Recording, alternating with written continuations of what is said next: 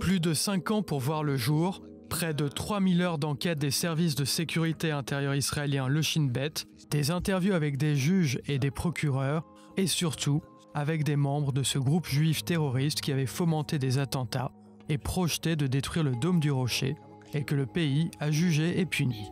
Voilà le cœur de la série documentaire The Rise and Fall of the Jewish Underground.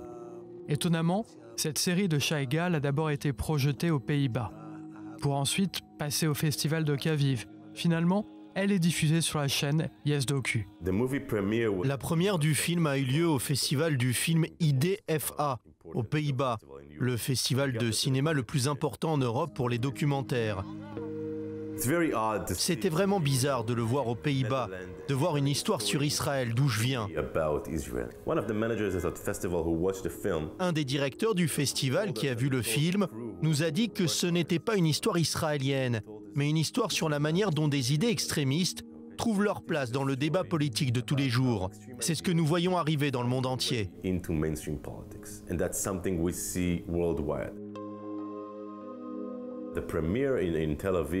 La première israélienne a eu lieu à Tel Aviv au festival d'Aviv, a été vraiment unique. Tout le monde est venu, toutes les personnes que j'avais interviewées sont venues.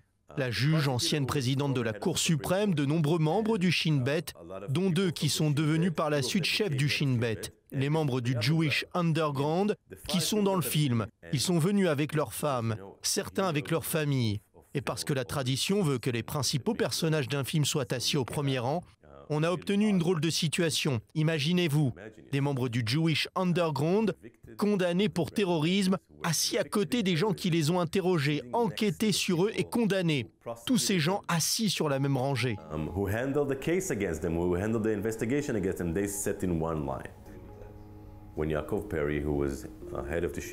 Dans le film, il y a cette scène où Yaakov Perry, ancien chef du Shin Bet, qui est devenu un homme politique et ministre, raconte qu'il va rencontrer d'autres ministres pour finaliser un texte de loi.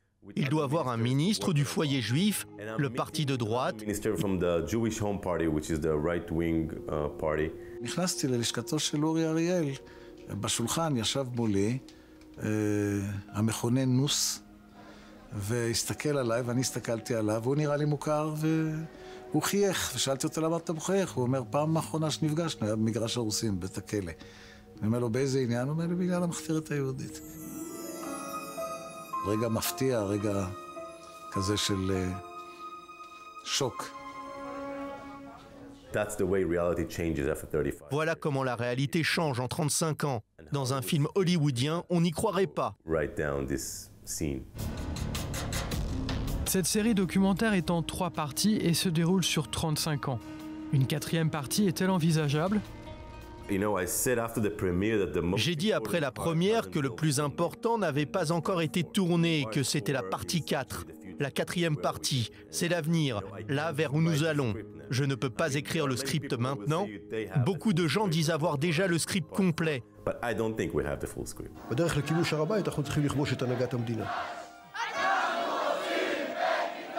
אני חותר למהפכה, אני מתפלל שהמהפכה תהיה עדינה ככל האפשר, אבל אני חייב להודות שזאת תמימות להניח שהכל יהיה כל כך נחמד. חייב להודות. Je pense que cela va être la partie la plus intéressante car cela dira finalement où Israël va. Nous sommes à la croisée des chemins. Si vous demandez à un membre du Jewish Underground, il vous dira qu'ils ont un projet très clair pour Israël. Si vous demandez au Shin Bet et aux juges, ils vous diront que nous sommes à un carrefour et qu'il y a une tendance à aller là où le Jewish Underground veut nous emmener. Mais nous ne sommes pas sûrs de vouloir y aller. ובסופו של דבר יכולה להיות פה מלחמת אחים. אז יכולה להיות שפיכות דמים. בהחלט. Peut-être que toute la série a été faite pour que les gens comprennent où nous allons maintenant et à quoi la 4e partie pourrait donc ressembler. Que le public se pose des questions et que les gens demandent si ça leur plaît. Voilà une question que tout le monde devrait se poser. Alors, que retenir de ce long travail, de cette plongée dans la société israélienne ? Il faut s'engager politiquement à droite ou à gauche, peu importe, et avoir un but dans la vie. quelque chose de plus important que posséder le tout dernier téléphone portable. Having the next cell phone.